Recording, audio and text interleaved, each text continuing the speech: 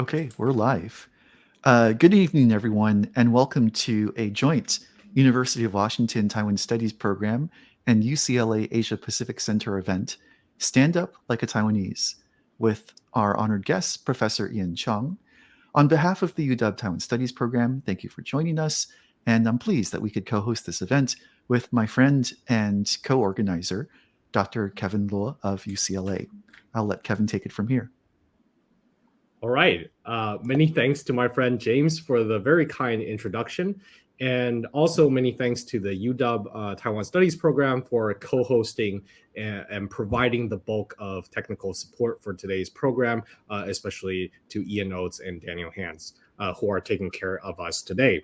My name is Kevin Luo, postdoctoral fellow at UCLA's Asia Pacific Center, and I'll serve as your humble moderator for today's research talk. Just a little bit more about our center. With Director Professor Min Zhou, the APC promotes research on inter-Asian and trans-Pacific studies at UCLA. This event in particular is part of our center's Taiwan in the World program, which aims to broaden intellectual conversations related to Taiwanese politics, culture, and society in a comparative and global context. I would also like to take this opportunity to thank our center's staff, Deputy Director Aaron Miller, Program Coordinator Jeannie Chen, and the Ministry of Foreign Affairs of Taiwan and TECO Los Angeles for their continued support. Let me introduce you all to the headliner you all came to see. Dr. Jia Ian Chong is Associate Professor of Political Science at the National University of Singapore. His research covers security, coercive diplomacy, foreign intervention, and external influence with a focus on Southeast and Northeast Asia.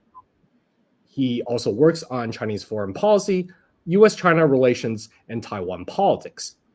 Aside from his numerous achievements and accolades, Dr. Chong also quite recently was named as a non-resident scholar with the Carnegie China Center at the Carnegie Endowment for International Peace. The plan for today is as follows. We'll let Dr. Chong talk for about the next half hour or so and leave some time for discussion and audience participation for about 20 minutes with the goal of ending today's session at about 6 p.m. Pacific time, and we might reserve a little bit more time if we do go over. All right, I've talked way too much, so Ian, the floor is yours. Thank you, Kevin. So first off, thanks to UW and UCLA for putting this together, and of course for to Kevin and James for making the necessary arrangements and for your very kind introduction. So let me sort of start and see how I can do this. So what I will be presenting today is a paper. It's a paper that I co-wrote with David Huang and Wenqing at the Academia Sinica in Taiwan, and it's fairly new. It's just come out on sort of first view online first for the Japanese Journal of Political Science. So it's not even sort of formally published yet, but it is publicly available. And as the title suggests, right, we are trying to look at the effects of PRC coercion on Taiwan public opinion. And as you would also see from the title, and also to give the game away, in essence, what we find is that for PRC coercion efforts to intimidate Taiwan economically through the military exercises that I think everyone has paid a lot of attention to, rather than having the Taiwanese public get cowed, the effect seems to be that it's increasing this will to resist. It's driving sort of greater desire to sort of stand up, if you will. So that's essentially what I'll be talking about. I'll be trying to flesh that out for you for today. So in terms of an overview, I'll briefly talk about what the project looks at and why we think it might be of interest. We'll look at the sort of puzzles that really motivating this particular project. I'll then go on and talk about some of the hypotheses that we had that we tried to sort of look at and test. Then I'll go and discuss the evidence, drawing out then the implications before sort of finishing up with some concluding thoughts, right? And I suppose what we are really seeing on Taiwan is, for those who look closely at the society, is with increased PRC intimidation, there seems to be more sort of public efforts to engage both in support of the military, talking about budgets, but also doing a lot of the sort of civil defense stuff, like we see with the sort of Kuma Academy session that we see here. There are sort of NGO. There are NGO that does sort of civil defense that educates the public on defense related and security related kinds of issues. That's really seen a big uptake in Taiwan with PRC coercion. So that gives us a sense, right, that these sort of efforts to put pressure on Taiwan in various ways is creating sort of more effort to push back, right, in Taiwan society, rather than to sort of cave, which I suppose is what a lot of this sort of coercive diplomacy stuff intends to do. So some of this information I think is quite familiar to many of you, but in essence, what we have is that really since 2016, we can quibble on the dates. Some would argue a little bit earlier. We've seen increased PRC pressure on Taiwan on a variety of fronts. Right there, economically, there's been these supposed sort of health, food safety kinds of checks on Taiwan food products, especially fruits. There's been pre-COVID a restriction on on these big tour groups that were going to Taiwan that supposedly earned a lot of revenue. I mean, they earned the revenue was very concentrated among certain groups of tour operators, but those were so withdrawn. After going into in 2016, we see diplomatic pressure. So this comes in the form of getting states that recognize the Republic of China on Taiwan to switch recognition to the PRC. And so today we have only 13 states that officially recognize the ROC.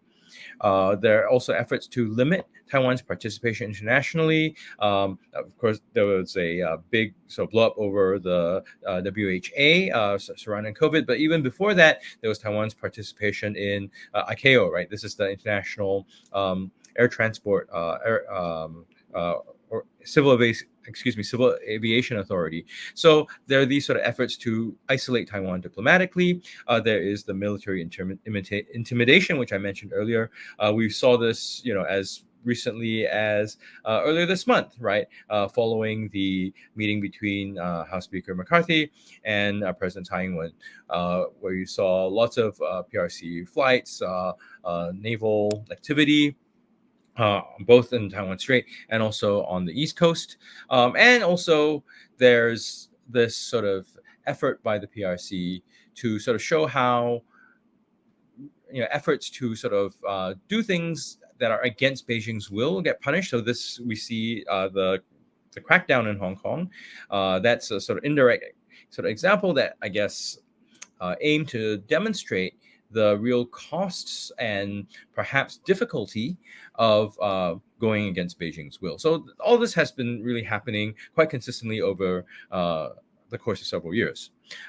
And part of what Beijing is pushing for, of course, is this idea of unification. Essentially, Beijing seeks to control Taiwan. They've thrown out several possible arrangements. One is this one country, two systems idea, where Taiwan essentially will be subsumed under the PRC, but allowed to have its own system, own domestic political system.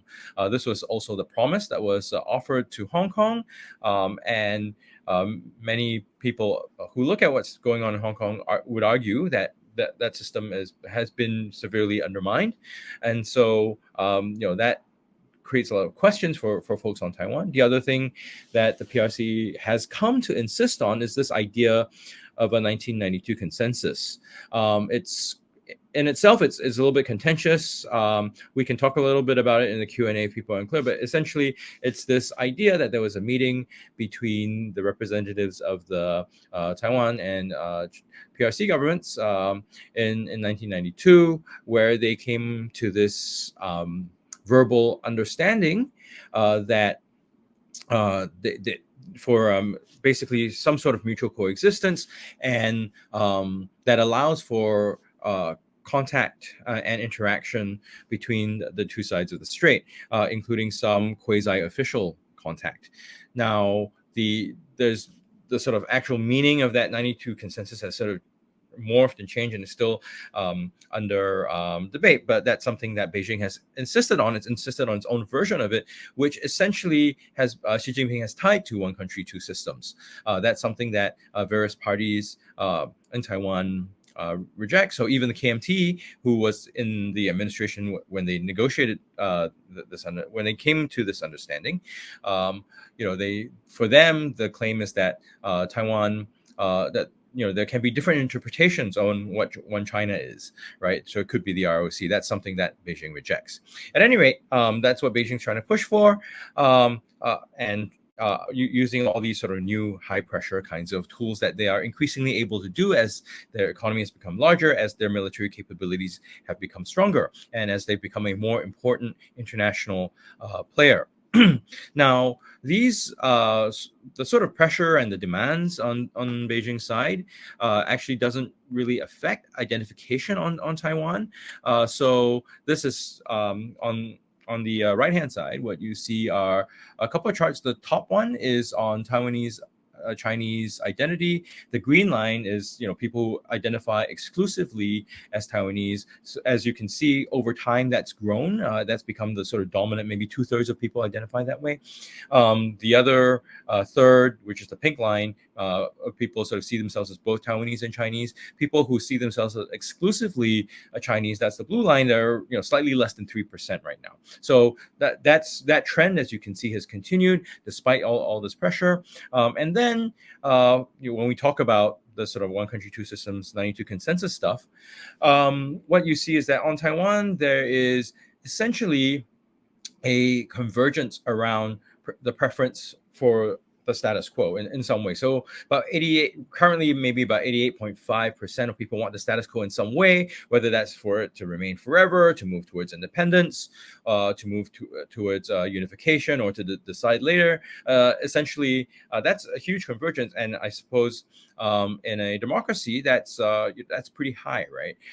And again, the people who want unification now, they're in the low single digits, right? So essentially, all this pressure doesn't seem to have an effect on Taiwan's preferences. So that gives us a clue on where sentiments lie on Taiwan.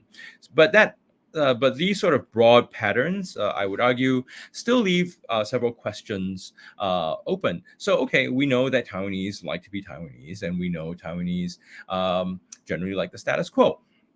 Okay, of course, we can debate what the status quo means, but essentially, I think it comes down to having some sort of substantive autonomy, right? So, okay, how do Taiwanese want to maintain the status quo? How do they seek to keep to a political situation where they're able to articulate their identification? Now, for these, I think that's where some of the questions are. We're not really sure. That's why we engage in doing this research. And of course, how Taiwanese seek to, preserve their own autonomy and the status quo and so on, that has an effect, right, on it has an effect on cross-strait relations. That has an effect on what the Taiwanese government or Taiwanese administration, regardless of whichever party, can do. Because Taiwan's a democracy, these public opinions, they constrain, not totally, but they do constrain what governments are willing to do. And they also sort of send a signal back to the PRC in terms of how coercion is working or not, and perhaps what needs to be done on Beijing's side if Beijing wanted to really push forward on its efforts to control Taiwan. So that's the sort of empirical and practical consequence. There are conceptual consequences as well. So some of the stuff that we looked at as we try to answer this question is the sort of coercive diplomacy, elite signaling kinds of literature that really focuses on elites and elite bargaining. There is some effort to look at audience cost, but the audience cost kind of approach largely looks at when administrations, governments make certain statements, how those statements then how publics then hold the politicians to those kinds of statements. What tends to get less attention, and this is where we try to focus more of our efforts on, is how public sort of read off the signals coming off directly from the opposing side, right? And we also sort of look at the ways that these sort of varied opinions on the public, how that sort of shapes up in terms of informing approaches or responses to coercive diplomacy. Right, so this is really where we're coming from, and to get into how we are structuring our explanations. Essentially, we're running with three hypotheses, right? And these converge with sort of broad approaches to I suppose strategy, if you will, that we see quite commonly discussed in international relations. So in effect, we look at four possible responses. This is isolation. So Taiwan decides, okay, they don't want to do very much. They'll just sort of accept essentially that they will be isolated. They won't take any initiative. There's the balancing to try to seek, and then in this case it's external balancing, to seek to work with outside actors to respond, to try to push back on that pressure. There's bandwagoning, which is where you have actors basically they capitulate, or they work with the stronger actor. And then there's this hedging approach, which is to try to combine elements of balancing and bandwagoning in order to find some path to navigate the pressure while maintaining some degree of your own interest, right? So this comes down to the sort of hypotheses that we have, that with greater coercion, citizens may be less likely to bandwagon with the coercing country, and not only are they less likely to bandwagon, they are more likely to balance. So that's the sort of first set of hypotheses. And then the sort of second hypothesis that we're throwing out there is that citizens are more likely to hedge, right, when they believe that the level of hostility between their own state and the coercer, right, is somewhat more moderate. So basically, what this means is, as we see PRC coercion increase, our expectation is that we see a movement from hedging to balancing. Okay, so that's the sort of basic thought that's out there, and how we try to tease out and test our hypotheses is by looking at public opinion surveys that have been collected for us. In particular, we look at 3 waves of the Taiwan National Security Survey. So this is 2016, 2019, and 2020. You note that this is done annually. You note that there are several years in between that are missing. Part of this is a limitation when you're using data sets, data created by others, because in essence, not the questions that we're interested in weren't asked every year, so we could only look at the years where they would ask.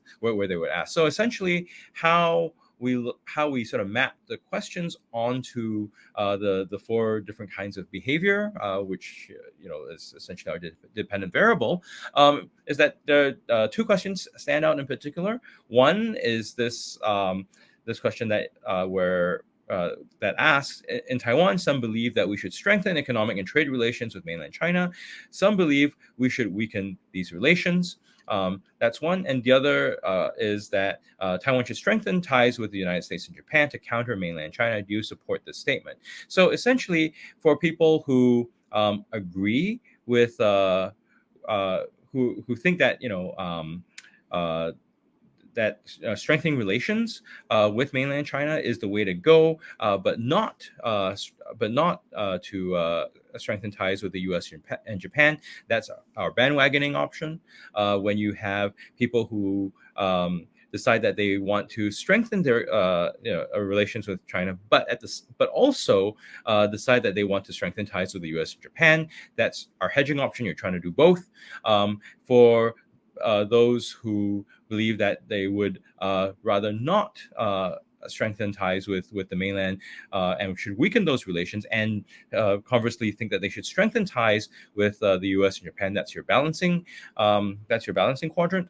And then finally, for folks who believe that they should weaken relations with the mainland and also not strengthen ties with the U.S. and Japan, that's your isolation option. Okay, so this is essentially how we map things out. All right, so moving along then, if we look at the three waves, the sort of eyeball of this is you could see that over time, the sort of bandwagoning option has decreased, and the sort of main and the hedging one, it's sort of moderate, but the real sort of gain has been on the sort of balancing end of the spectrum. The isolation sort of option is the least popular of the four across the three waves that we look at. So how do we then try to understand what is going on? So here is where we turn our attention to the independent variables that come out through the TNSS. So so again, we look at a couple of questions. There are controls that we look at as well, but the two questions that really come up are one that we look at the question that asks whether people strongly agree, disagree, agree, or strongly agree with this claim that if Taiwan's economy relies too heavily on China, then the mainland will use the economy to coerce Taiwan into making political concessions in the future. So that gets us this idea of threat, right? Of the pressure that comes from PRC coercion, and then we also look at this perception of hostility. Essentially, respondents are asked, how hostile they believe the PRC is towards Taiwan. So the original scale is, we reversed the original scale. So essentially for us, 0 is very peaceful, 10 is very antagonistic. And what you see is that for people who agree that the PRC presents some sort of threat, that's pretty constant. That's pretty constant across the three waves. And then when you look at the perception of hostility, that has definitely increased, grown over time. But what is also interesting is because since we're looking at a broad public opinion survey, we are able to break down how different groups look at. We're able to break down how the sort of grouping happens in terms of how people look at what the PRC is doing and how that grouping relates to the preferences on reactions to PRC pressure. So to the sort of broad summary of this is we looked at some marginal effects, right, for both perceived hostility and economic coercion. So in essence, across the three waves, the more hostile people think the PRC happens to be, the more they would prefer to not bandwagon, the more they would prefer to balance. Whereas hedging has this sort of in the middle kind of a approach, as we had posited earlier. And you see that as the sort of coercion, the perception that the PRC is hostile has increased, there's a sort of great the breakdowns that more people think that balancing is the way to go. This whole bandwagoning idea that I suppose came out of the belief that greater economic interaction with the mainland would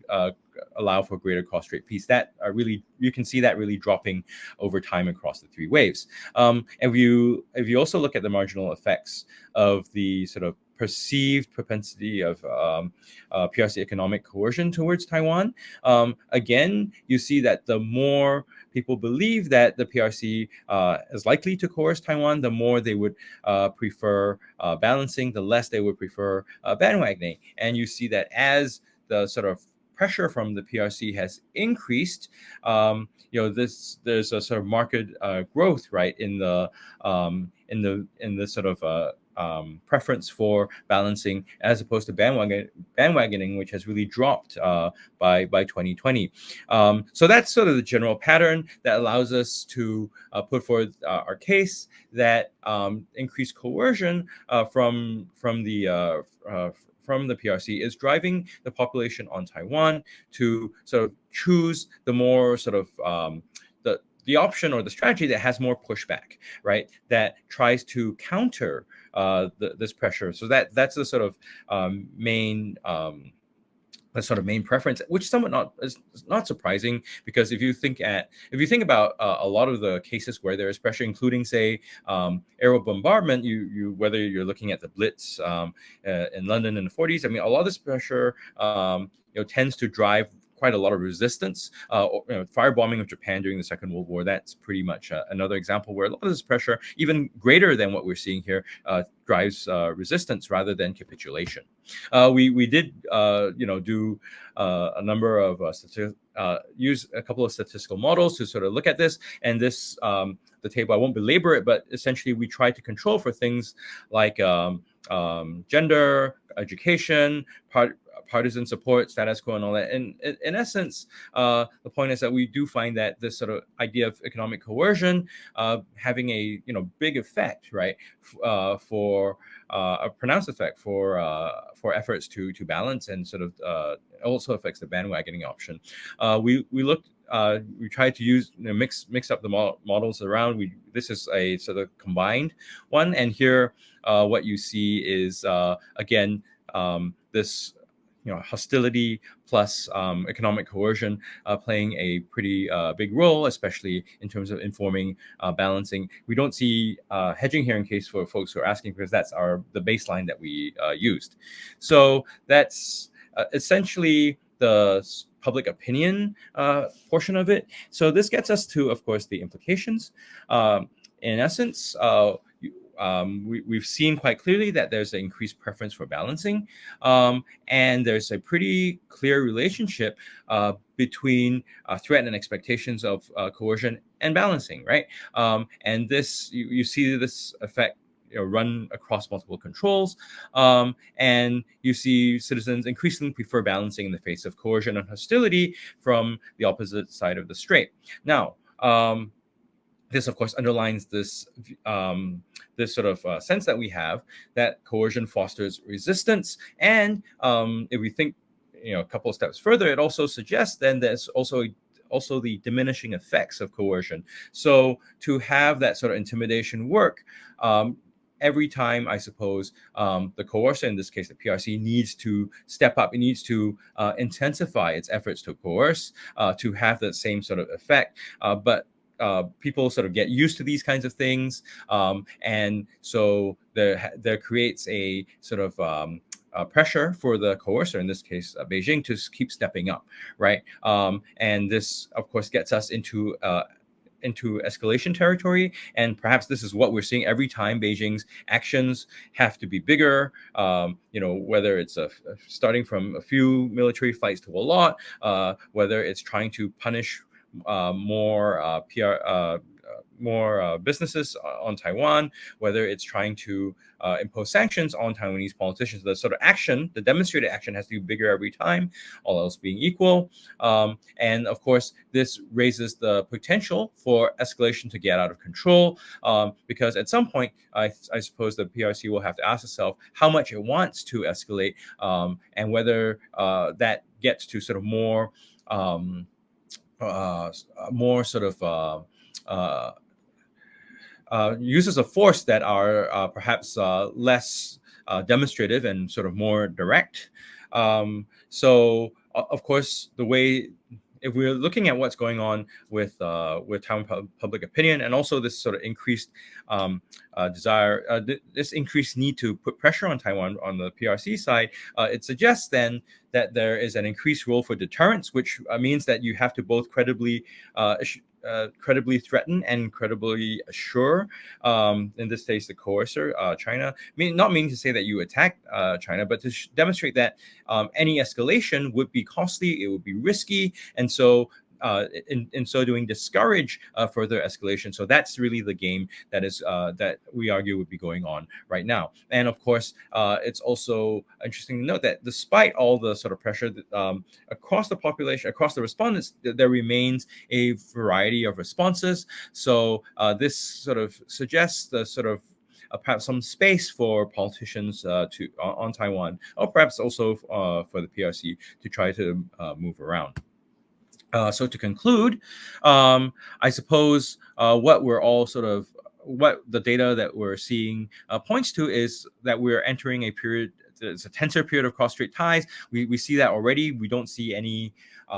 We see little chance of that abating, and unless Beijing decides that it wants to soften its stance and adopt some other approach toward Taiwan, this idea of deterrence, especially deterrence by denial, right, to make costs and risk higher for Beijing, becomes ever more important.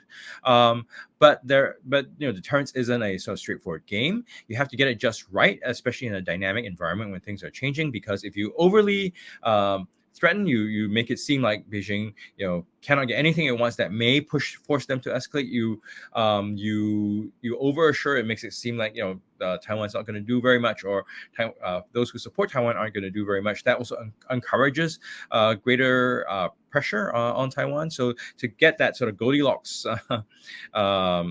space is pretty difficult.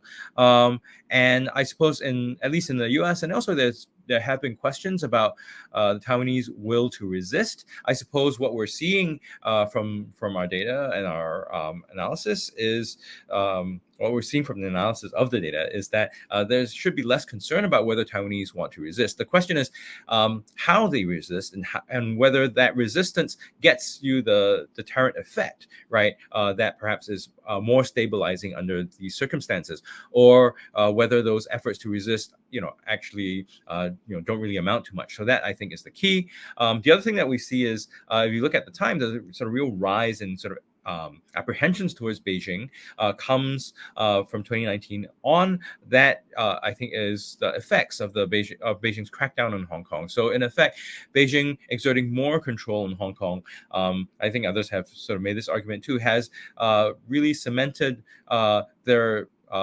this sort of inability to, at least in the short to medium term, be able to make more inroads on Taiwan, because it just undermines a lot of Beijing's credibility, especially credibility to commit to restraint, self-restraint, right? And I think with the Russian aggression toward Ukraine, and you would see a continued hardening of positions on Taiwan. So a lot of this sort of civil defense stuff that we see going on here in this photo too, it's from another one of these NGO groups, is essentially that there's a lot of reading of what's going on in Ukraine to what the PRC might be doing towards Taiwan. Of course, the two situations not completely analogous. There are lots of differences, including one's a maritime space, one's a land-based space. But at least the sentiment that what is being read by the public on Taiwan is that they need to be in a position to resist more effectively. All right, so that's where I'll end stuff, and thank you. I am, really excited to hear your questions and try to respond to them as best I can. Thanks a lot. All right. Thank you, Ian, for that very stimulating talk. And I think we have a lot of time left for audience questions and discussion. But let me first take advantage, of course, of my role as moderator to sort of get the conversation started. In the meantime, please feel free to enter your questions through comments function, and we'll select some of them. So I think this research, in my opinion, is a very smart and refined study of how Taiwanese public opinion perceives threat and potential for alliance making at a very pivotal moment of US-China competition, right? And I certainly recommend everyone to actually go and read the actual co-authored paper that this talk is based on, as well as all the related research that is based off of the very excellent set of the Taiwan National Security Survey conducted by people at National Tsinghua University and at Duke. So I can ask a million questions here, Ian, but let me start with two questions, and you can feel free to answer them in any order you want. My first question is mostly to get you to talk a little bit more about what you think are the drivers of this change in Taiwanese public opinion in terms of the perceived PRC hostility beginning in 2016 and onwards, and leading to, as you've shown quite persuasively in the talk, very dramatic switches in foreign policy preference, right, from mostly bandwagoning to balancing. Right. Of course, I think one could likely argue that this is just a simple natural response to PRC behavior over the past few years. But I want to kind of probe a little bit more and offer some alternative hypotheses that mostly have to do with the dynamics of Taiwan's domestic politics, right?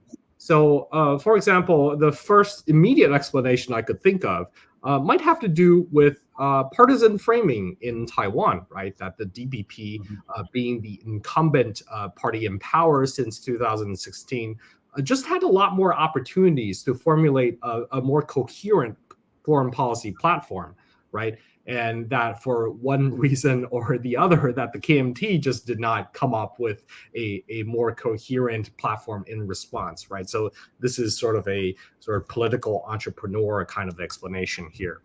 The second explanation that might come into mind has to do with the 2014 sunflower protest in Taiwan, right? That it had such a strong and lingering effect on public opinion towards China, and that this moment of very intensified public opinion debate on cross-strait relations really set the tone for this gradual shift in perception, right? So, these type of events. And then finally, the sort of ultimate explanation, since you end your your analysis in 2020, maybe this was all a reaction to COVID, right? The last wave of the TNSS survey was, I think, done in late 2020, right? So how much of this is actually driven by those last set of survey results from 2020? So this is just to intended to get some of your thoughts on some of these potential explanations behind this perception finding. Okay, so this is the first big question. The second question is a lot simpler, I promise. And this is just more a sort of where are we now question, right? Since, as I mentioned, the last round of surveys cited in the paper ended in 2020, what are your impressions of more recent events? And do they support the analysis on Taiwanese public opinion found in the paper, right? I'm, of course, thinking about Speaker Pelosi's visit to Taiwan last year and the even more recent President Tsai and Speaker McCarthy's meeting.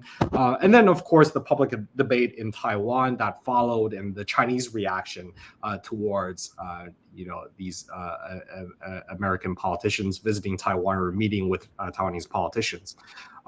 So that's a lot to unpack here. But those are some of the two questions to sort of get the discussion rolling. The first has to do with the drivers of this perception change, and the second has more to do with the sort of current day relevance, right?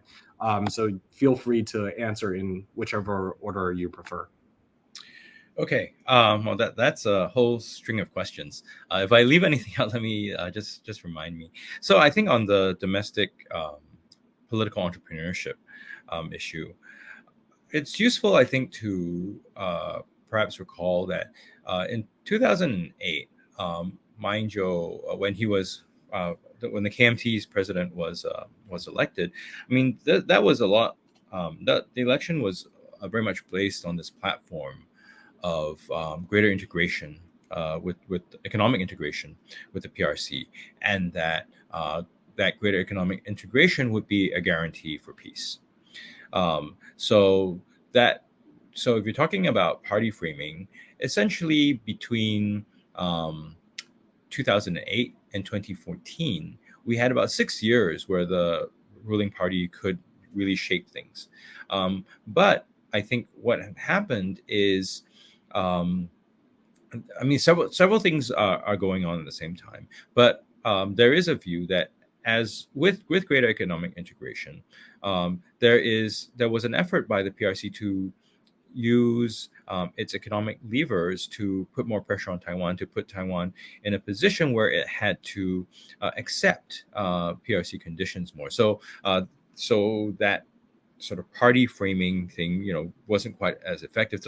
So that of course gets us to maybe about 2014, and with the sunflower movement, of course, there's big pushback against it, and that's where you see the efforts to sort of understand what it means for what economic integration means, and how this might put pressure on Taiwan's autonomy. So at that same time, there's efforts to questions about efforts to censor or use businesses who have a lot of interest in the PRC to sort of censor opinion, to where you have the sort of exchange with PRC students on Taiwan, where they're trying to basically silence people who have more who have Taiwan independence, or sort of views of Taiwan that is seen as distinct from the PRC.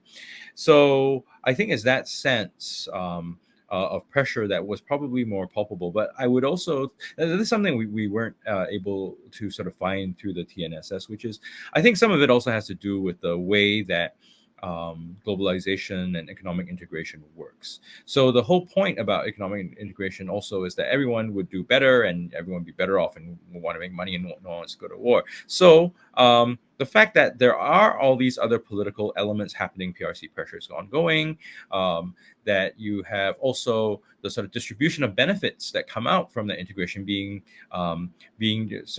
pretty unequal, right? So lots of the gains were concentrated among business owners, and for everyone else, there was far less benefit to be had. I think that also alerted people a little bit more. So there's that. When you get to the sort of when the DPP administration, that's where you really see this ramping up of PRC pressure in ways that I think the DPP alone wouldn't have been able to do. So if you look at the last local elections in Taiwan, for instance, DPP, we tried really hard to push this argument about we have to stand up to China, except that local issues and all that trumped.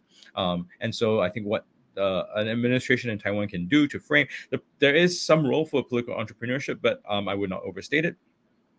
So that's the first set of things that you asked. So the second set was what? Where do we go from here? You were saying, yeah, or like how does current events, whether that corroborates. Right. Right. So that's actually pretty, there's some debate on it.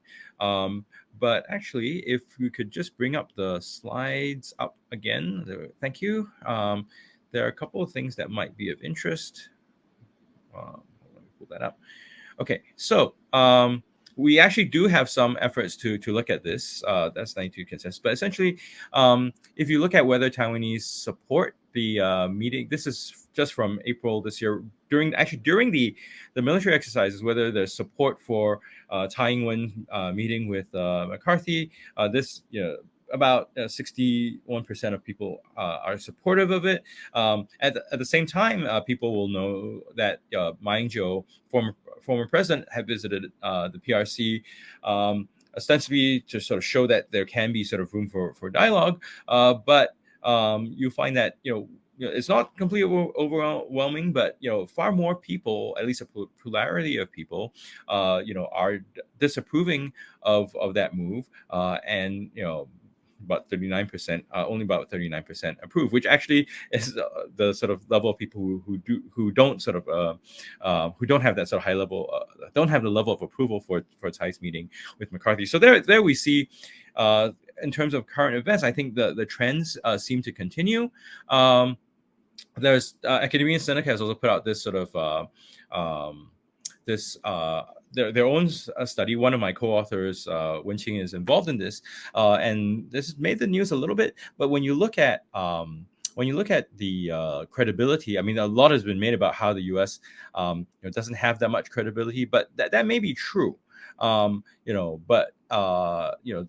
currently it stands in the sort of about 34% of people respondents in Taiwan see the U.S. as credible. But if you look at the credibility of the PRC, that is way lower, right? And that is the case whether you're trying to look at partisan preference, whether you're trying to look at identity, or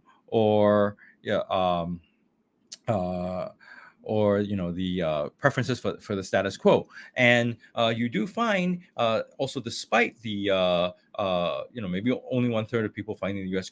credible, there's reasons, I think, to look at when people look at U.S. domestic politics on that. But essentially, there's a view that things like visits from the U.S., presidential statements by the U.S. president, such as when President Biden talked about supporting Taiwan, they later walked back. But these sorts of statements, they have a positive effect on whether people think that the U.S. would be more likely to defend Taiwan. I think this is a sort of a close enough analogy to this idea that that Taiwan should be working with the U.S. to counter PRC pressure. Again, arms sales has an effect, but the largest effect, of course, is if you have U.S. showing that it has skin in the game. Means, say, if the U.S. does more military flights, naval patrols in the area, that also increases the sort of view that Taiwan should be working more closely with the U.S. Okay, thanks. Let me just get back to the usual screen now.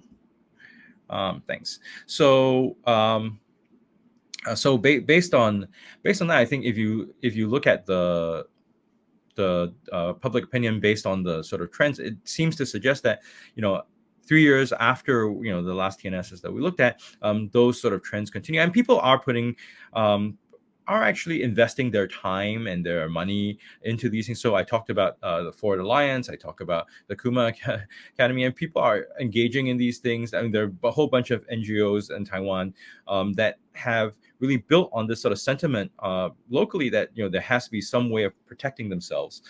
So I think whether we're thinking about Doublethink Lab or think about Fake News Cleaner, dealing with disinformation is one big element of that. So I think those trends seem to be continuing, and as PRC pressure is mounting, the will to resist is also increasing.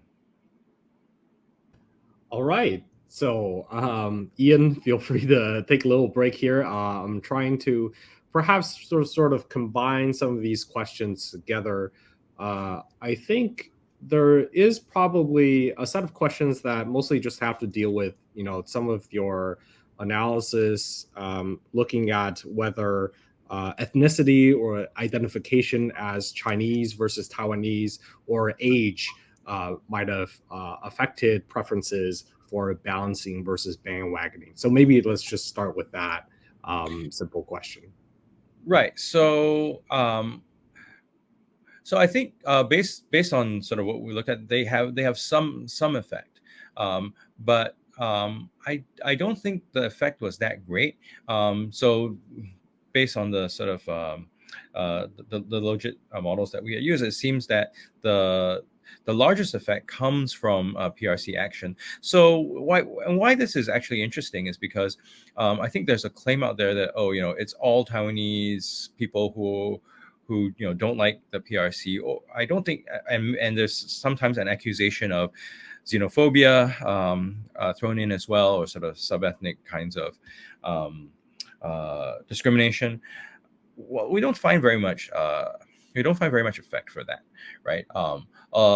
So a lot of it comes down to PRC action, and I think that makes sense because just because you feel that people feel that they're Taiwanese, or feel that they have they would rather vote for the DPP, that doesn't necessarily mean that they want a bad relationship with the PRC. That doesn't mean that they want to provoke the PRC.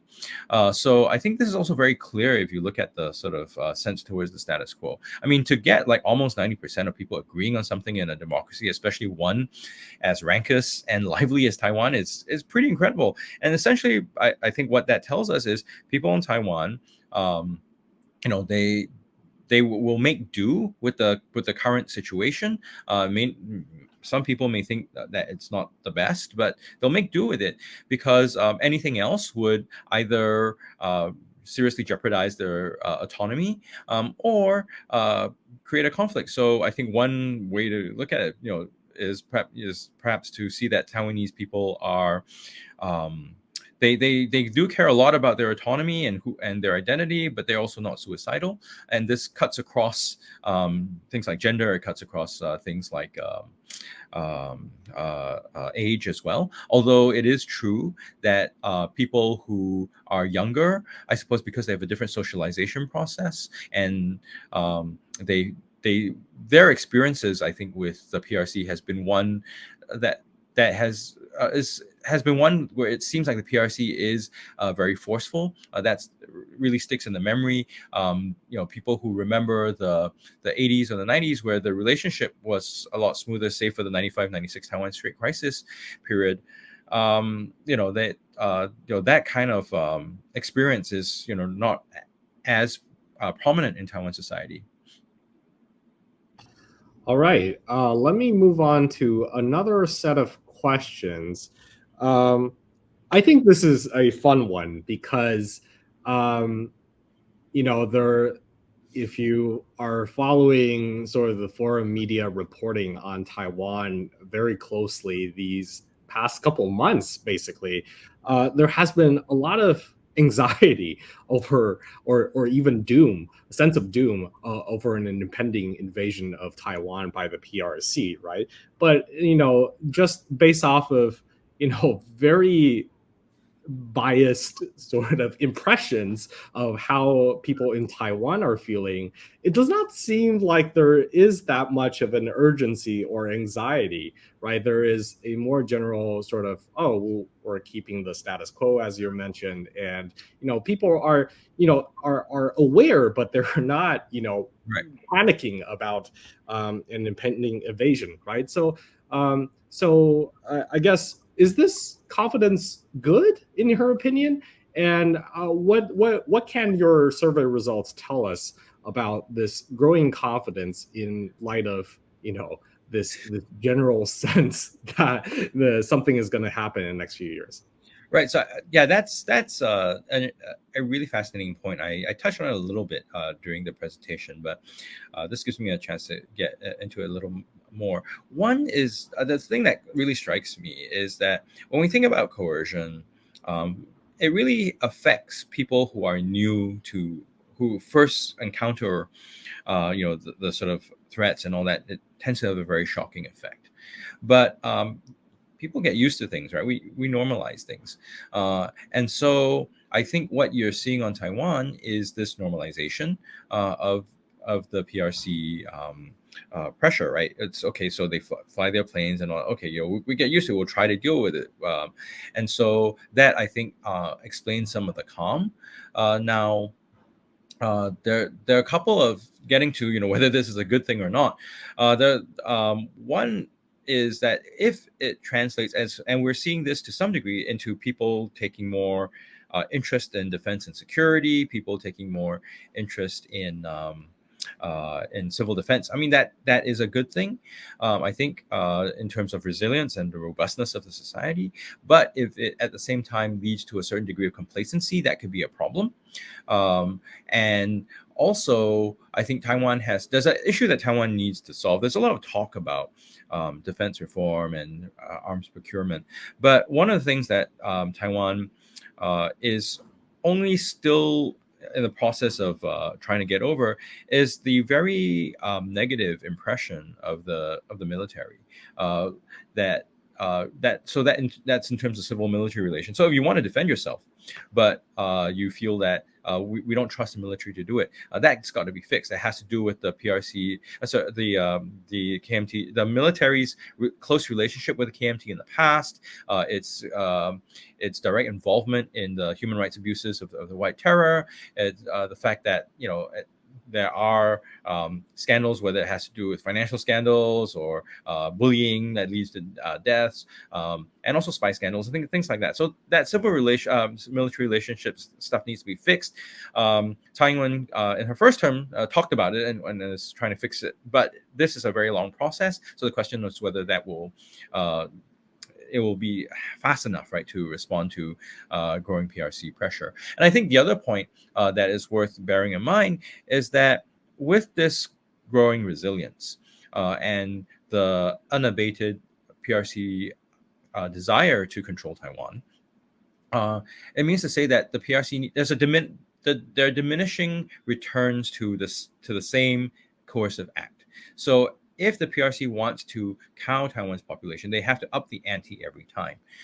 And this gets to the sort of escalation I was talking about. So for PRC coercion, as Taiwan is, more nonplussed about what the PRC is doing, they have to amp things up. So you see, big exercises like after the Pelosi visit, and then after the Thai meeting with McCarthy, number of military flights and all, they've increased. So the demonstration effect has to get bigger and bigger. So the question is, at what point does the pure demonstration lose utility, right? And you have to take more risky kinds of action, and whether the PRC can then control escalation at that point. And so, of course, this is where the deterrence bit comes in.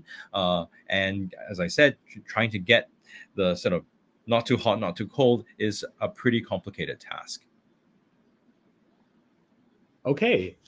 I think I'll pick this one. This is kind of a more meta question, I think, in terms of thinking about, of course, the research itself is mostly based on public opinion, right? But we know foreign policy is not just about public opinion, it's also about political elites making those foreign policy decisions.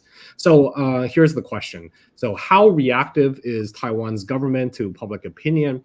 Does the Taiwanese public seeking a balance to Chinese coercion translate to downstream foreign policy changes, right? And especially if we think about, Taiwan is a democracy after all, and there might be some political turnover after elections, right? So how does that Taiwan's democratic system translate in terms of determining foreign policy decisions, especially in cross-strait relations?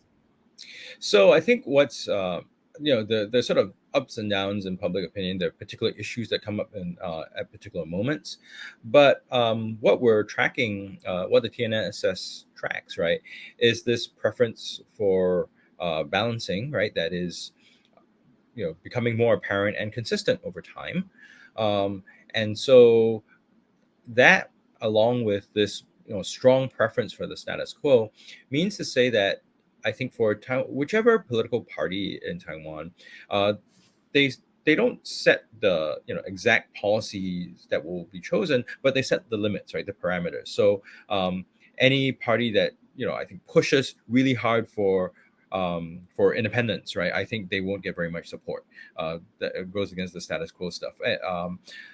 Any party that says, okay, well, we'll just sort of be nice to China and sort of peel back and maybe hope that China will be nice to us, I think that also challenges the sort of view of status quo. That so we're in that sort of middle between either extremes, and that will frame the policies doesn't decide, but it frames the policies for whichever party is in the administration. So I think even now, when you look at the ramp up to the upcoming presidential election, someone like a Coenza, who was previously quite conciliatory in his language, is now hardening. You see someone like Terry Go, who formerly talked about how business would run everything. Now he said, well, he's not visiting China at this point in time. So there's you can see that for politicians, an effort to sort of tack to that. You see lighting that on the other side, right? Before, how he talked about he's a pragmatic Taiwan independence advocate. Now he's seems to be trying to demonstrate that he's more moderate. So this is where the public opinion has an effect in terms of framing, and in terms of how it affects foreign policy changes. So this is actually very status quo, right? But in terms of changes, I think what we're seeing is that there are efforts to by Taiwan, the current administration, and this is supported by, I think, the public sentiment, to build stronger ties with Japan, to build stronger ties with the U.S. in particular. There is still, and there's some, I think, lingering sort of view that perhaps there needs to be efforts to reach out elsewhere as well. So you see this in terms of outreach to Europe in particular. So this sort of emphasis on shared values. There's also some effort to reach out to neighbors like in Southeast Asia. So I think as more pressure from China comes, even without formal diplomatic recognition, the efforts to find ways that Taiwan can get support and respond to mounting PRC pressure. All right. I don't know if you're in the appetite for more questions, but let me bring them on. Bring it on. Yeah. Okay. The COVID question, I think. Oh yeah. Yeah. That's right. You want to revisit that? I think. Yeah.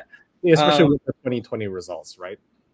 Right. So I think COVID is really hard to unpack because while I don't think the TNSS stuff captured it that much, but because it interacts a whole bunch of stuff. It's not just COVID, the pandemic, right?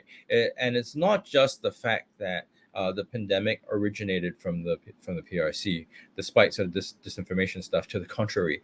I think a lot has to do with the fact that it was the COVID and the sort of responses to COVID became very much tied with PRC policy towards Taiwan. So one, I think the cover up in the beginning created this sense, reinforced this sense that of distrust towards the PRC state that was already present with the Hong Kong stuff, right? That's one. And the other is,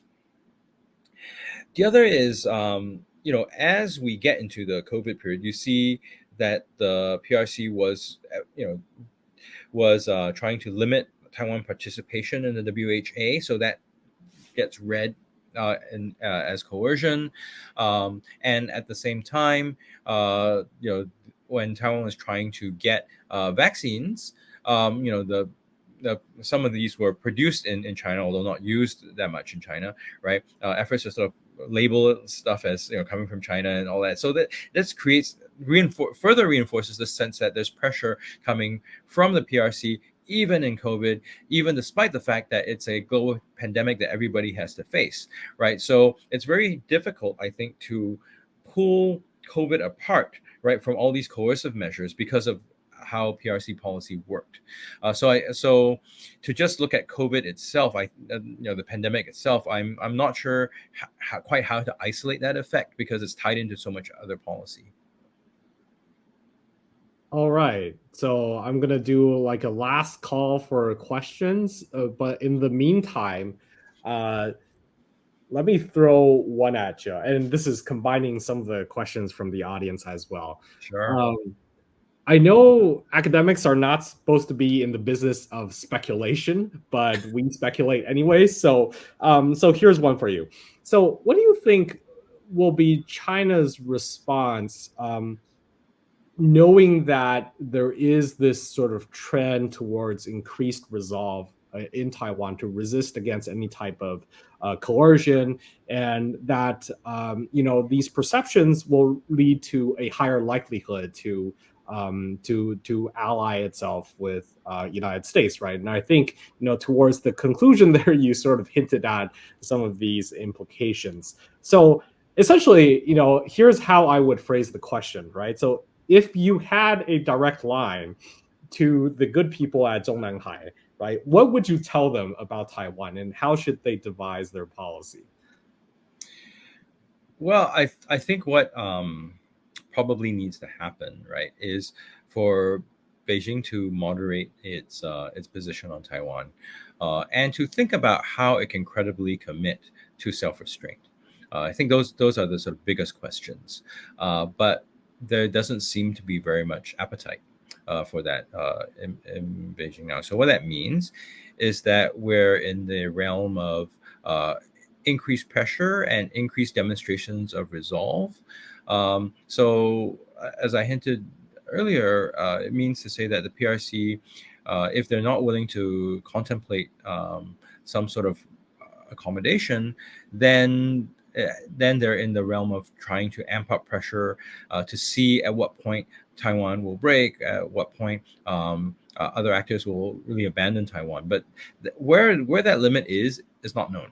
I don't think anybody knows. I don't think Taiwan or its partners know it at this point either. So that becomes a big risk for the PRC, how much they're willing to test it. And I think this is borne out if you think about what happened with Russia and Ukraine. Right, there was a lot of expectation that people will cave, that violence would get people to capitulate, but it can happen, but often it takes a lot of violence, and it takes a lot of time. So if the PRC is really confident that it can get away with things, then we are potentially in a situation where there is more likelihood for friction, confrontation, and potentially uncontrolled escalation. And this is why I talked about deterrence being really important. So the way to avert that is to be able to somehow convince Beijing that going in that direction is not going to serve anybody's interest, in particular their own. So, but how to get that message across is, of course, a very challenging thing to do. And whether that message is received on the other side of the strait is also a big question that no one really knows right now, given the fact that, as you hinted at, Beijing Zhongnanhai is becoming more and more closed off to itself. All right, so I guess with that, we'll end the session right there. Thank you to Ian, Dr. Chong, for the very stimulating talk, to the UW team for live streaming the event, and thank you for the audience for participating. Hope you all have a wonderful rest of the week, and please stay tuned for more events from us at UCLA APC and also the Taiwan Studies program at UW. Bye for now. Thank you, everybody. Thank you.